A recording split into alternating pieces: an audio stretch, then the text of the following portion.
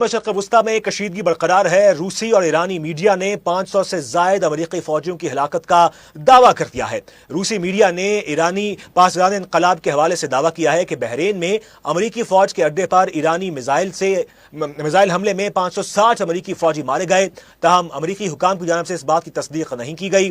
ایرانی سرکاری میڈیا نے یہ دعویٰ کیا ہے کہ حالیہ جھڑپوں اور حملوں کے دوران اب تک 560 امریکی فوجی ہلاک یا زخمی ہو چکے ہیں۔ ایرانی سرکاری میڈیا کے مطابق 3 امریکی اور برطانوی آئل ٹینکرز کو میزائلوں سے نشانہ بنایا گیا ہے۔ یہ ٹینکر خلیج فارس اور آبنائے ہربز میں موجود تھے۔ پاسداران انقلاب کا یہ بھی کہنا ہے کہ نشانہ بنائے گئے امریکی اور برطانوی ٹینکرز میں آگ بھڑک اٹھی ہے اور وہ اس وقت سمندر میں جل رہے ہیں۔